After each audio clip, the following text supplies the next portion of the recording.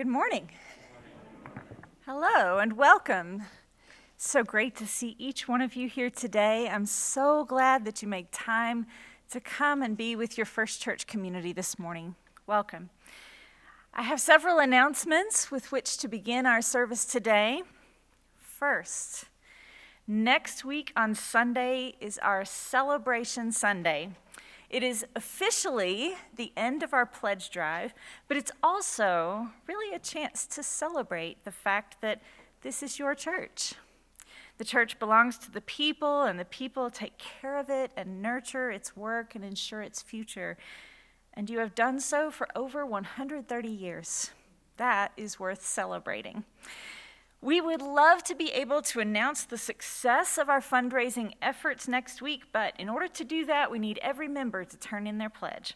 We are still missing quite a few, and our stewards have been making phone calls to remind folks. So if you are one who still hasn't taken care of it, please do that this week. Thanks in advance. And just a reminder, starting next week, we will no longer require advance ticketing for worship. I know, right? You don't have to plan ahead. You can just get up on Sunday and say, you know what? I think I'll go to church and be with my people. The doors will be open and there will be increased seating, so please come to worship, wear a mask, and bring a friend. Next, in this welcome period of transition, our church board of trustees is exploring different approaches to governance and lay leadership development. Remember last week I talked to you about this church being a place where we can try things. Well, the board of trustees is trying lots of things, and it's so exciting. So this year, they are piloting an open application process to fill 2 vacancies on the nominating committee for the 22 to 24 period. That's a 2-year term. The members of the nominating committee are expected to be familiar with a wide array of members of the congregation, as well as people who understand the diverse skills and talents required of board members for effective governance. So if serving on this committee sounds like it might be interesting to you, there's a form you can fill out. You can find a link to it in the Torch email that comes to you each week, or you can check with Stephanie or check here at the welcome table just through these doors after service. If you're relatively new to our community and you want to learn more about Unitarian Universalism and our congregation, you can sign up for our newcomers class. It's an introduction to our UU faith and presented as a continuing journey. It will be conducted over Zoom, and it's going to run 3 consecutive weeks, 7 o'clock on Thursdays, starting on March 31st. The class is going to be led by Christine and Bill Ashworth. Yay! Wonderful, wonderful humans, and you will learn a lot. So if you'd like to register, please email adulted at slcuu.org. At this time, I'd like to invite forward Debbie Bieber on behalf of the transition team, and she's got an update for you on our ministerial transition.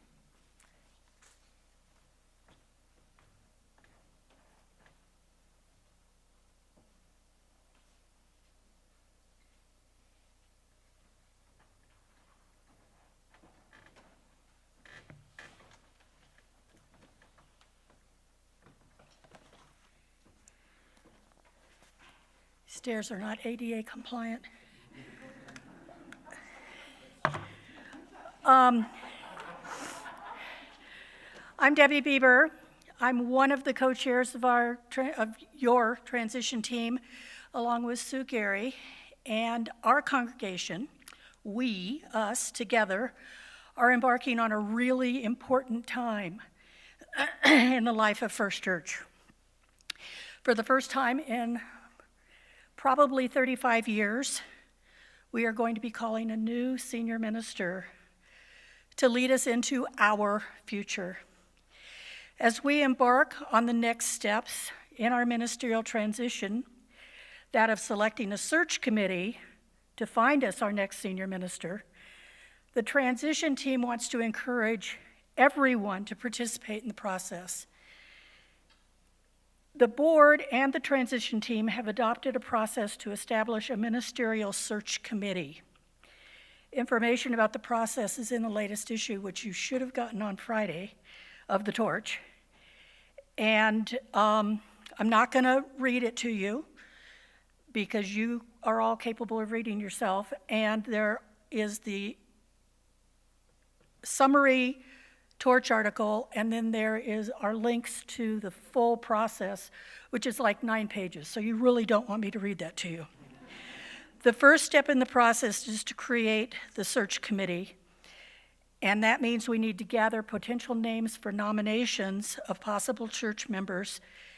And we're asking you, members and friends, to make those nominations of people that you think would be good for this committee. I've served on search committees before, and if you have the time and the interest to commit to that task, it is a very rewarding experience. You'll also be receiving a nomination survey sometime this week, maybe even today, which will come out from the board president. And yes, you can nominate yourself. We actually encourage that. However, staff members, their family, members of the board, and members of the transition team are not eligible to serve on the search committee. If you nominate one of us, rest assured that we will take ourselves off of that list. But feel free. It's always nice to be thought of. We're asking that everything's got short time frames as we go through all of this. The objective is, or the goal is, to have that slate vetted, interviewed, and put together in time for the annual meeting where the congregation as a whole will vote to elect the members of the search committee. So we want you guys to all return those surveys, hopefully within a week. If you don't, we will be calling you. So even if you don't have someone in particular to nominate, please return the survey. The very first question on the survey is your name. So we'll know that you've responded and participated in the process. We really want to make sure that we hear all voices in this process and give everyone an opportunity to participate. I know we all have cell phones, and they're from all over the country. If I call you and I'm not in your personal directory, it's going to show a call coming from California. So please answer your phone, even if you think we may want to sell you a car warranty. You may be pleasantly surprised, and we really don't want to miss your input. I think I referenced that the entire process is like 9 pages long. So I will be in Elliott Hall. We think that our 9 pages cover just about everything, but I'm always surprised, and there's always more questions and things we haven't thought about. I'm happy to try to answer your questions after the service. Thank you so much.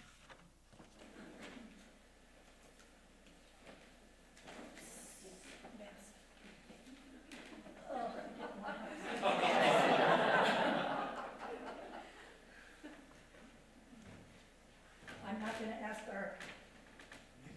the hippie one to help me out of the pulpit.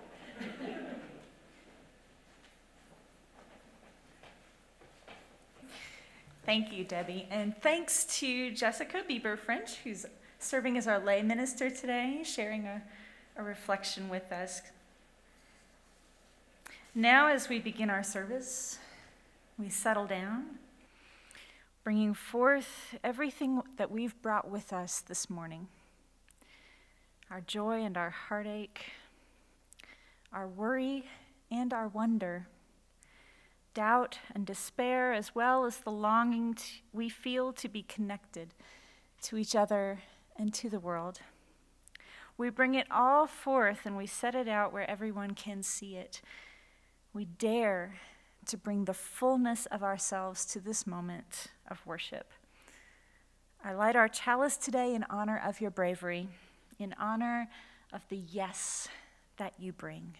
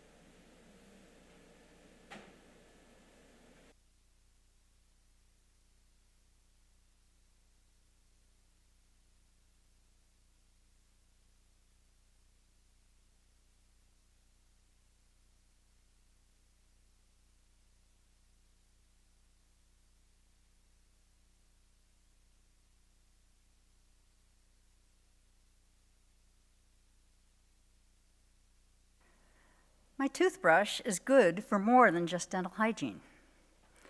It has proved itself a valuable instrument of deep spiritual house cleaning as well. Jim and I share an electric toothbrush handle and just swap out the toothbrush heads. One morning, I went down to the basement to get something, and I noticed the toothbrush in the downstairs bathroom. Jim may have been multitasking when he'd brushed his teeth last, or maybe I was upstairs in the bathroom when he needed to rinse and spit, so he went down. I really don't know why it was there. On any other day, I would have brought it upstairs and replaced it on its charger without a thought. But that day, I left it there, feeling a momentary flash of annoyance towards Jim for leaving it lying around. Then I promptly forgot about it. That evening, when I went to brush my teeth, the handle was still not on its charger. I remembered where I'd seen it. On any other day, I would have just gone to get it. But that day, I chose differently.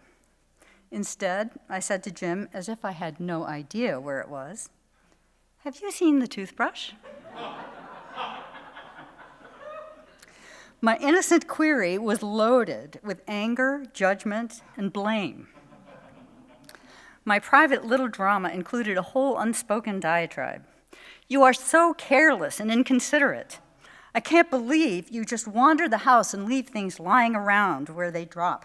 You're no better than our kids when they were teens, leaving a trail of clothes from the doorway to wherever they flopped down.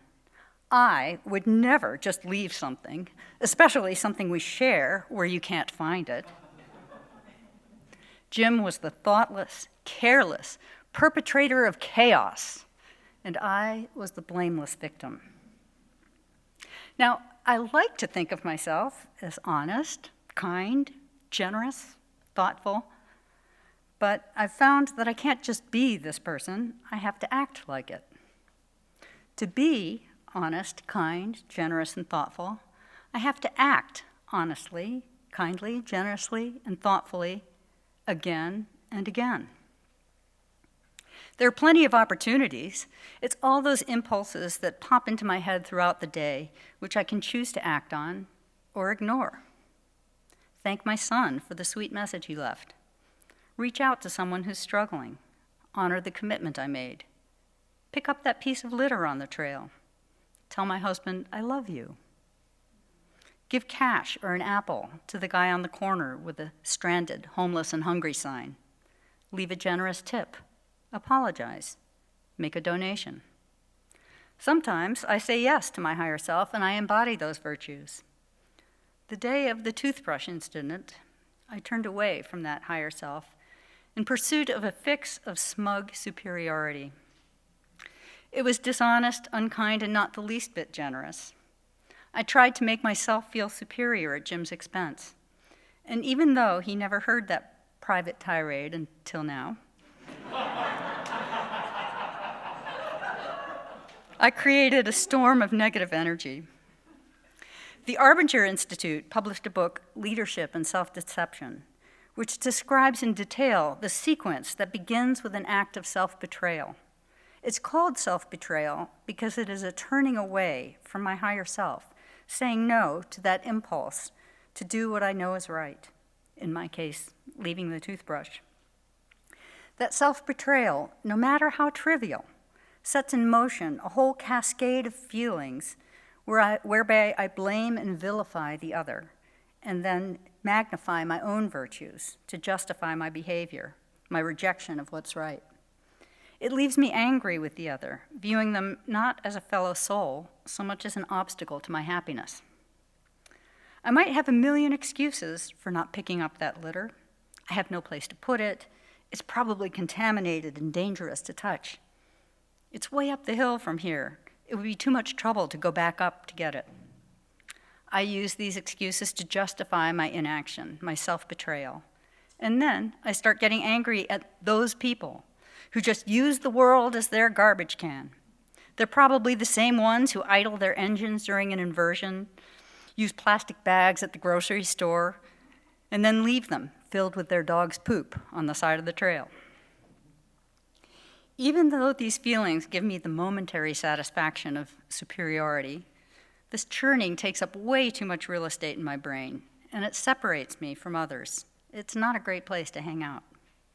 By contrast, when I say yes to my higher self and do the right thing, the kind thing, the generous thing, I not only feel legitimately good about myself, but that feeling extends to others. Picking up the litter, making someone else's life a little bit easier in just a small way, fills my heart, gives me a sense of connection and oneness with the people and the world around me.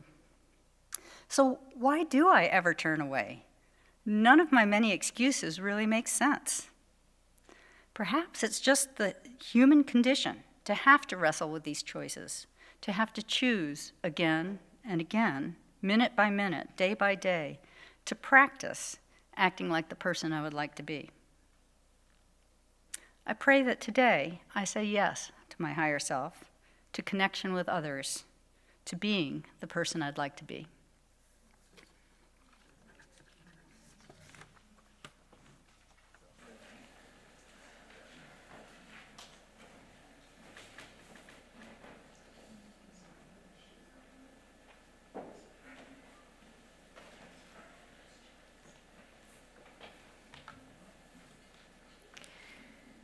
This month, our theme is consent, the holy yes with which we answer the call we feel in our hearts to live our own lives fully and authentically, to heal the wounds we've sustained in life so that we may help others heal by our presence, to respond to the brokenness of the world around us with genuine effort that comes from self-awareness. Why does it matter? What is so important about my yes? What is so important about yours? In a world so filled with no, what difference will my yes make? What difference will yours make? With our yes, we affirm that all is not lost, that even in brokenness there is wholeness, the original goodness that exists in all things, the pattern of the universe in every grain of sand, every beam of light, ancient and wise with traveling, every ancestor alive in every living person. This week, I did a little yoga, and it got me thinking about yes. At the end, we always say namaste, which they tell us means that what is holy in me is recognizing what is holy in you. It is a way of saying yes to each other. I stayed on my mat for one moment longer, extending that yes. Yes. Yes. Yes to you. Yes to myself. Yes to the mat, to the bit of carpet fuzz that landed on the mat. Yes to the instructor in the video. Yes to the person recording the video. Yes to all the people, all the beings that make up my world, even the ones I can't see and will never know. Take this moment, this quiet moment right here, and say yes to yourself. Don't worry too much about what it means. You won't know till you try it. And after you try it, you'll know everything you need to. Yes. Yes. Say yes to the people on either side of you. Yes. Yes to you. You can say it out loud if you want to, even if you're a little afraid of being judged for it. It's okay. Say yes to each other.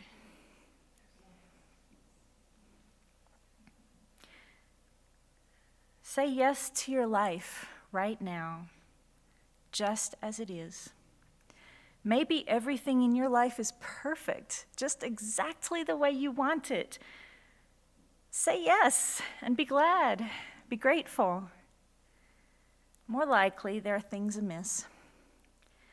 Pictures crooked on your walls, one glass missing from the set, a missed connection with someone you love,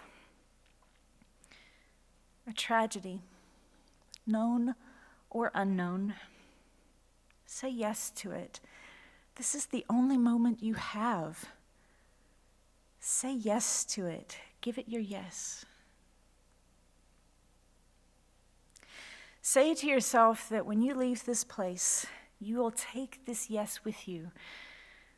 But you'll also take the yeses of everyone here with you today. We all take each other's yeses with us into the tragedy, into the connections, into the moments, whatever they are. Let this yes be the strength that carries you through this week.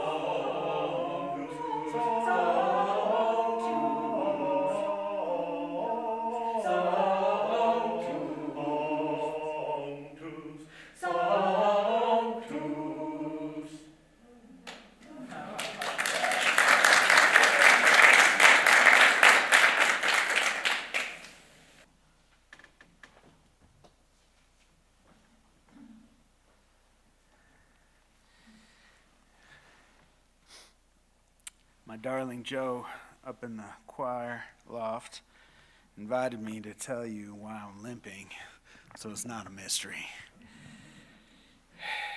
Truly, Satan visited me on the ski slopes in the form of a skier, threatening the life of these sweet snowboarders who cause no harm to anybody.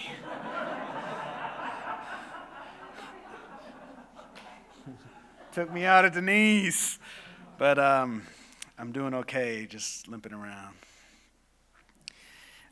Also, my darling Becky Heel has invited me to remind you that the pledge is time. It's time. Bring it on home. We're so close. Bring it on home. There were a couple of winners of the book raffle this week. However, I liked it so much that I'm giving away another book.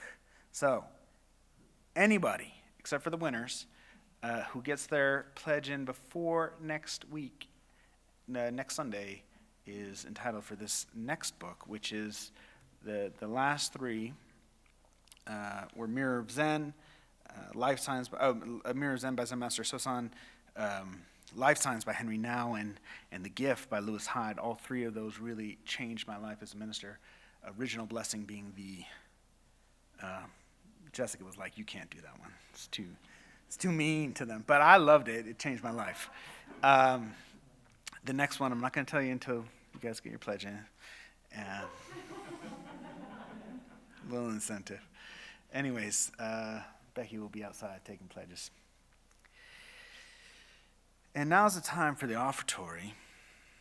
And So I was sharing with the 9 o'clock service that this is the first time I've left my house in a week. They took me down on the sled. My friend dropped me off at home, and I've just been laid up. My girlfriend feeding me. And sometimes it feels like you're not ready for the service, right? Like the sermon isn't done, anything like that. I mean, you never feel like the sermon's done. But I was so excited to come today and see you. And I realized, really at the first service when we were talking about the yes, I realized it was the yes that was in me that just was compelling me forward this morning to bundle up. You're never going to see me in this thing again. Monica loves this stuff. I just can't fit the brace over it, but it's too hot for me. But it looks funny. So, with the brace. But the yes, there's lots of ways to say yes, right? We have people taking their time to, they make it look easy, but they've been rehearsing for a long time, right? And it's their way of saying yes to you because it's a gift that they want to give to you, right? And there's a yes with a nominating. There's so many yeses that are happening here, and all of it is just, I want to give to you. And so, as we take the offertory, right, this is actually, it's a rehearsal.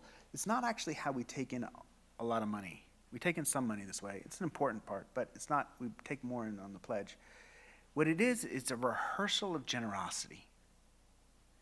And so what you might try as the plate comes by, right, and as you put something in or don't, just say yes and see what it feels like, right, as you're giving to the support and maintenance of the house that you create and hold. The offertory will now be taken with a little music.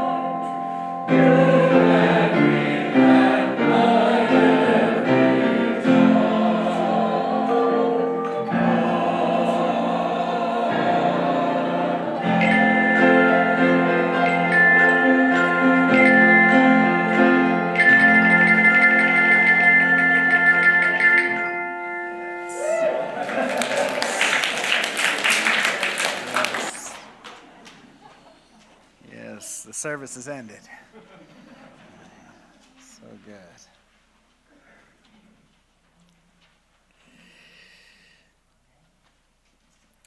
See, human beings are programmed for stories.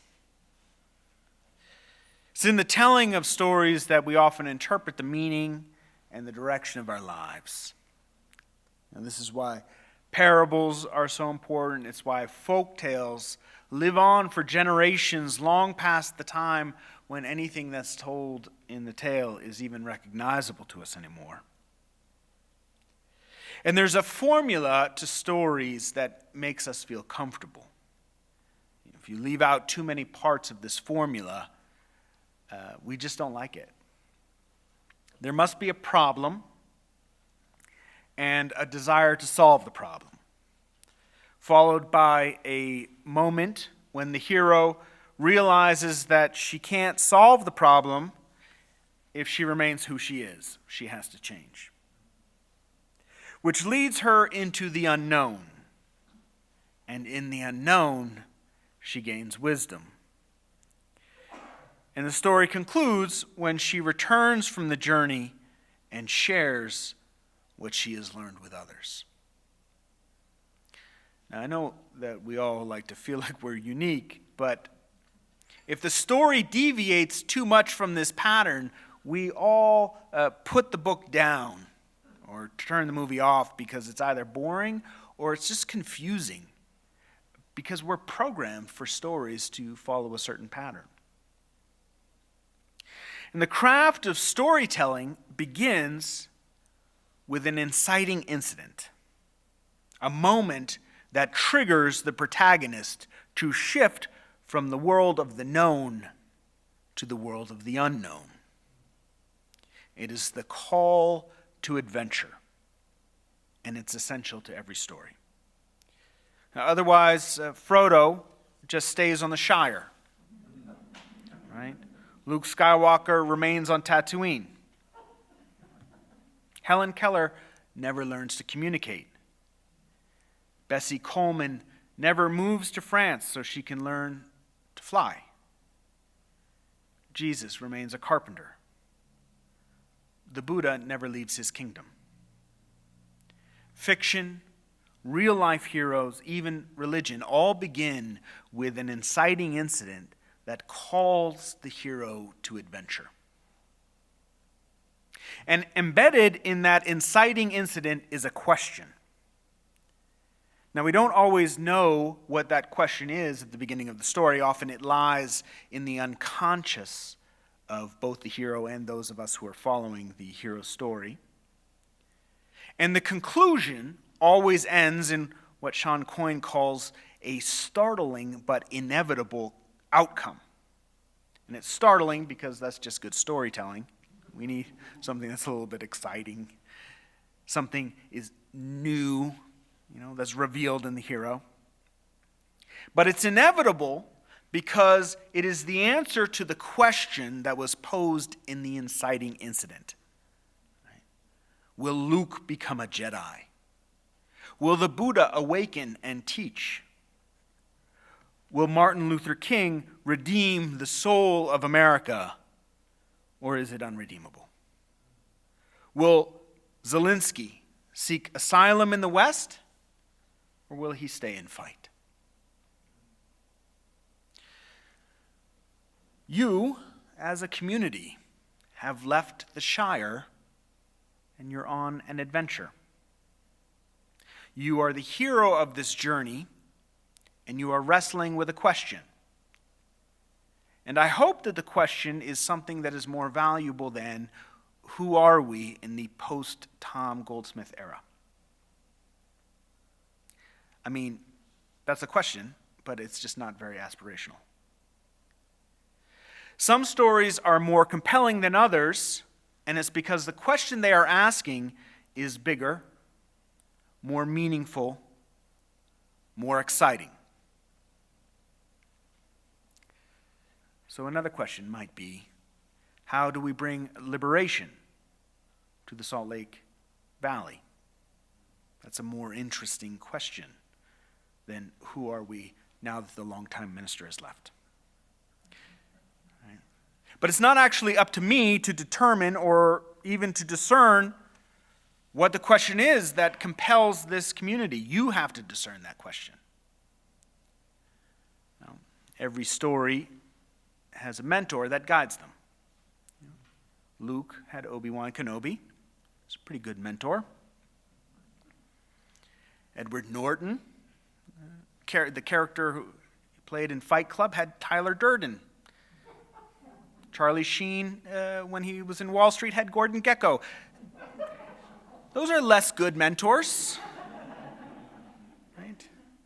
You hired me as your interim to be essentially a mentor for this stage of your journey. And in 15 months, perhaps, we will know whether it was good or bad. Some of you already have your opinions. You've shared them with me. Both good and bad. But the mentor never determines the question the hero is wrestling with, neither the quality nor the magnitude. The mentor cannot compel the hero in any way. in no small part because the mentor never finishes the journey with the hero. They walk with them to the point of the unknown, and the hero must go alone into the cave to find what is waiting for them there. Is it treasure or is it failure? Now, some mentors, Gandalf, Glinda, have bags of potions and talismans that help their heroes along the way. Interims do not have any magic.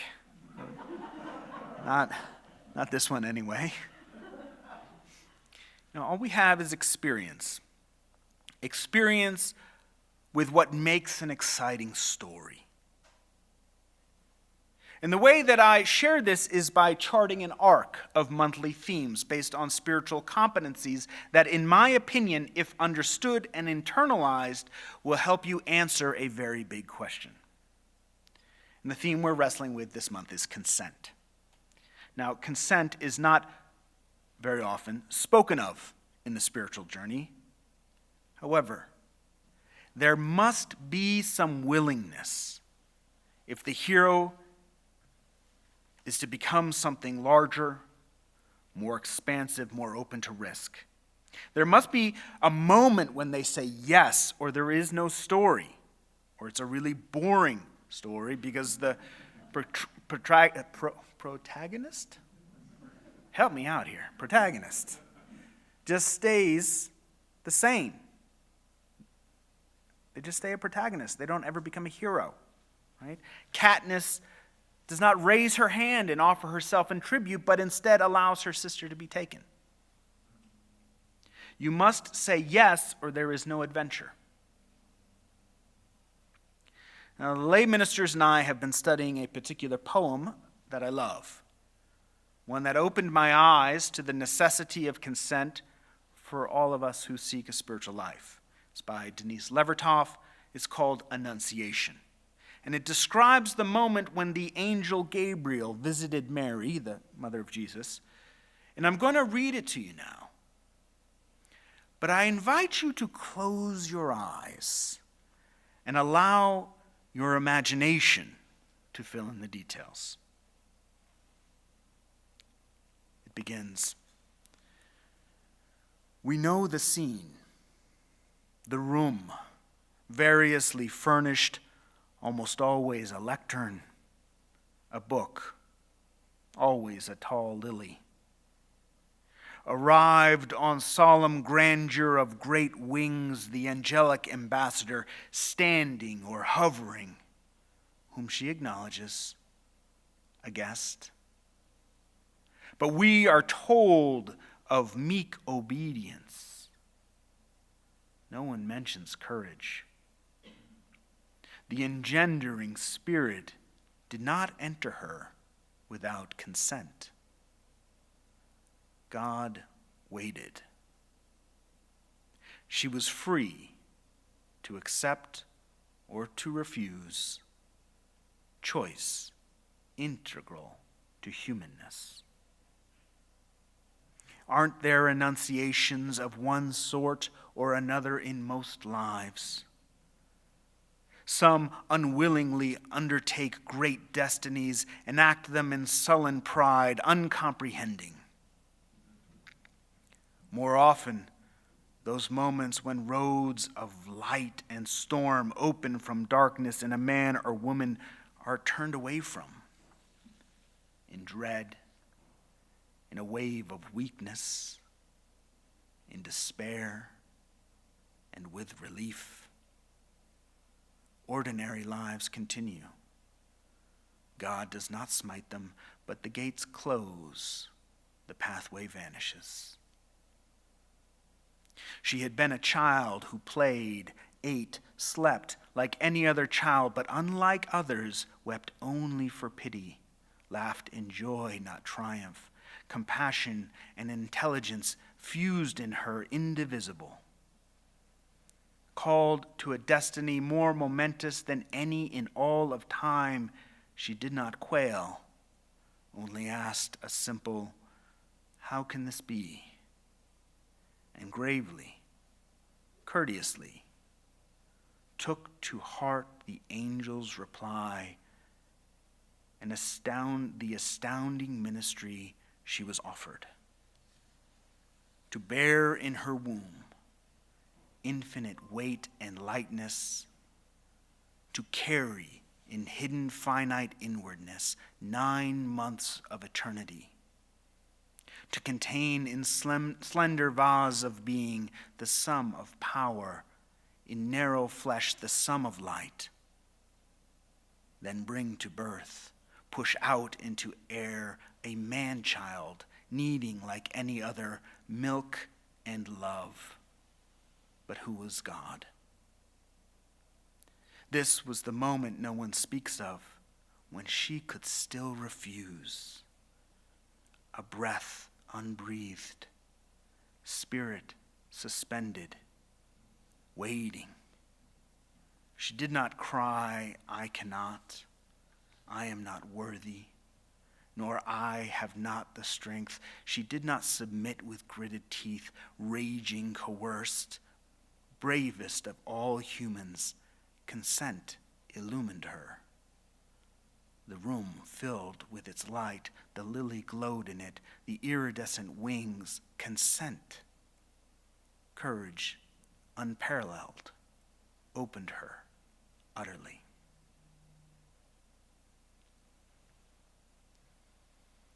I remember where I was when my spiritual director read me this poem. And I leaned into the phone as she asked, and how many people do you think Gabriel visited before Mary said yes? Well, this idea had never even crossed my mind.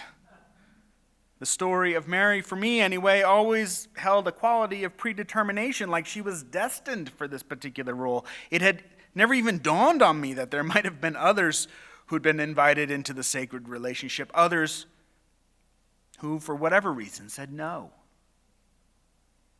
Of course, my spiritual director wasn't really talking about Mary, but rather she was asking about my sense of call and what would happen if I said no. And what she shared with me, I share with you now. Every relationship, if it is real, is grounded in consent. This is the heart of Levertov's poem. Mary was called by angels for this sacred responsibility. She defied convention. She endured the withering looks of those who did not approve of her path. She traveled so far, her body aching to bring the child into the world, her body aching to fulfill her sacred responsibility, the charge given to her by angels to grow God in her womb. I've always understood this story as leading to an inevitable outcome. Of course Mary was going to say yes, but is that really true? As someone who does not believe in fate, as someone who believes we must have free will in our spiritual lives if they are to have any meaning, it seems that people must not only have the option to ignore their spiritual calling, but often do. Perhaps the most important stanza, and even the point of the poem, is not about Mary at all. More often, those moments when roads of light and storm open from darkness in a man or woman are turned away from, in dread, in a wave of weakness, in despair, and with relief. Ordinary lives continue. God does not smite them, but the gates close. The pathway vanishes. We must have the opportunity to say no if we are really going to say yes. The sacred bond can never be severed. The longing, regardless of our willingness to follow the call, never gives up on us. But the question invites us into a concerning space. If the call is persistent, and if people are able to ignore their call, to say no to it, then what are the consequences of such an action? And we talked about this a little bit last month when we looked at the Bhagavad Gita, when Arjuna sat down in his chariot, refusing his dharma, refusing his duty. And Krishna said even non-action is an action. It's just the worst kind of action, right? It feels like a missed opportunity and more of a constant living in a denial of purpose, a form of self-negation. If we are saying no to our call, does this account for some of the suffering we see in people? Is this the source of the suffering we see in the world? Now, in my life, I have resisted listening to my call a lot. I know it seems I wear this thing, right? Like it's but no, every day it's a battle. And there have been times when I sabotage my prayer practice because I do not want to have to listen to what the divine is asking of me. Right? If I don't sit and listen, the body wisdom seems to say, the call will just go away. But it never does. My personal story, for me, looks a lot more like Jonah than Mary. You know, it's like a lot of running, punctuated by periods of fulfillment when I finally decide to stop running, only to be followed by more running. I was sort of joking earlier, I probably quit the ministry like every 4 years. And then...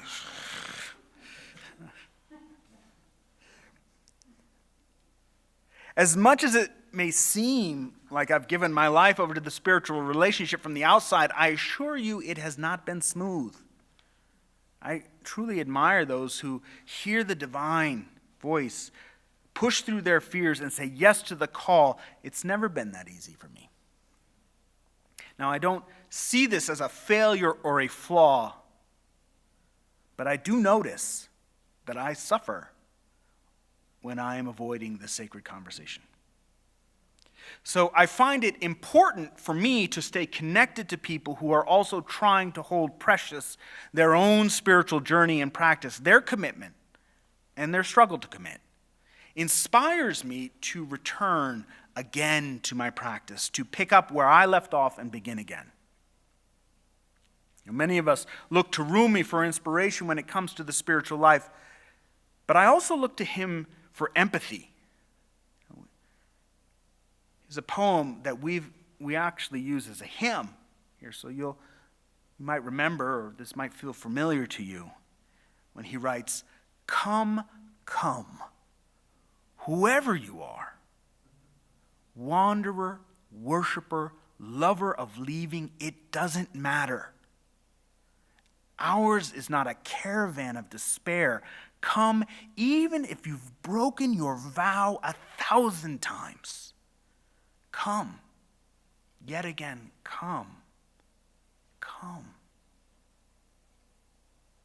In his voice, in his poetry, in his prayer, I hear not only companionship for those of us who want to hear our call, who want to live within the sacred relationship, but also compassion for those of us who struggle. And here I make a leap, a projection really, and say that for Rumi to be able to write these words, he must have known struggle too. This is encouragement, grounded in empathy, an invitation to join the dance again. You pick up where you left off, and you hold the hand of fellow pilgrims as you step forward once more into the great mystery of longing. You know, I am a Unitarian Universalist, and some of what that means is I believe that revelation is continuous. All the time. Every moment. That we are part of a mystic tradition that understands the importance of the birth of a child named Jesus, but not for his historical relevance, but rather as an opportunity, a prism through which to understand God as flesh. And it's important to see, to witness, to fall in love with the God that is all around us, that is in us. The world is not profane. Nothing is merely natural. All of it is sacred. Everything is the incarnation. And just as we are part of God, and just as God is within us, so is the Divine Mother. Each of us is Mary. Within each of us lives the warm darkness of the sacred womb out of which the divine will be born. I don't have a physical womb, the kind that gives birth to human beings, but I do have a spiritual womb, and I have been called by angels to fulfill a sacred responsibility, to give birth to God. Each of you also has a spiritual womb. Each of you has been called by angels to fulfill a sacred responsibility to give birth to God.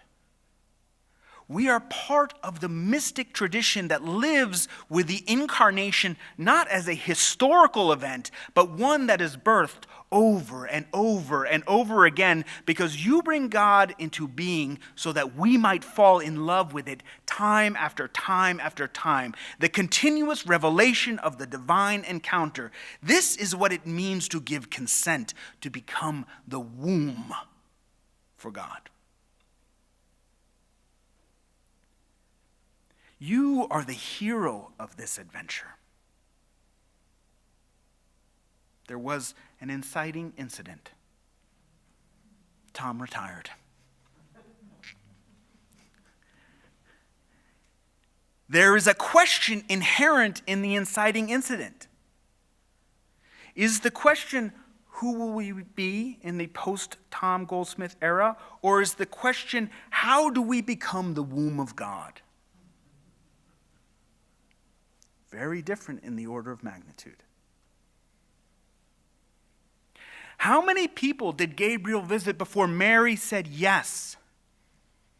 How many turned away in dread, in a wave of weakness, in despair, and with relief? I don't fault any of them. Right? Childbirth is not easy. Your body will ache. You will be sore. There will be times when you feel alone and afraid. But if you have the ability to see, you will recognize the incarnation all around you. If you have the ability to hear, you can find comfort in the groans of all of creation as we give birth to God together. Come, come, whoever you are. Wanderer, worshiper, lover of leaving, it doesn't matter. Ours is not a caravan of despair.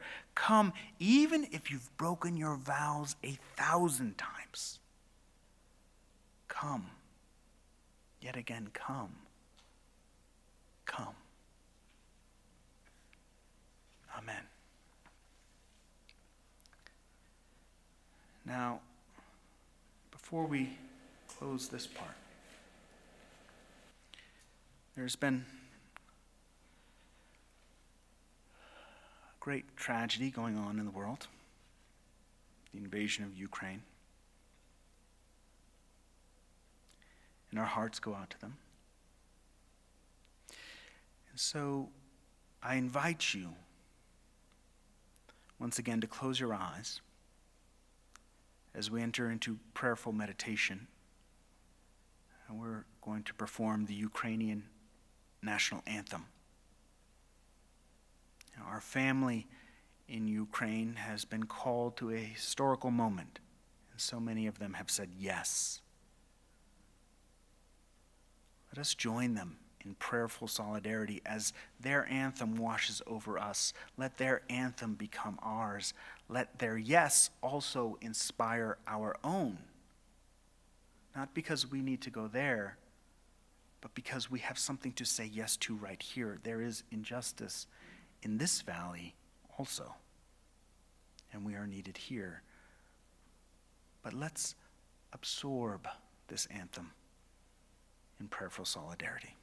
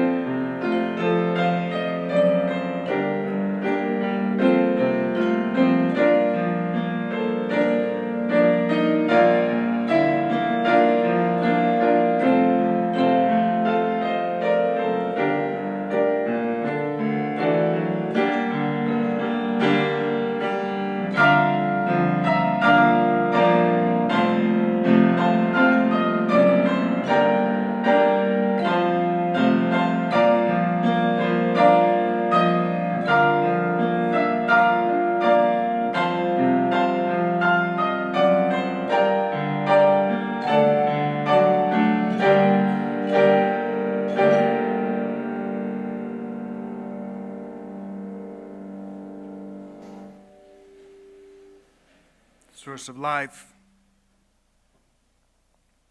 God, my darling, inspire us to be filled with a cosmic yes,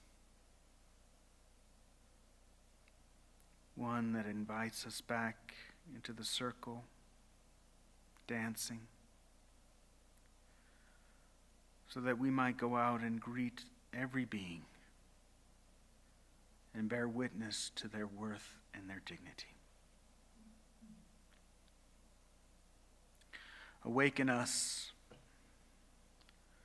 to that space beyond fence and border and boundary and nation, even name, beyond birth and death, where all is resting in source. And fill us with grace so we might find the courage to ask the great question that is calling out from us. How we might give birth to a sacred world. Amen.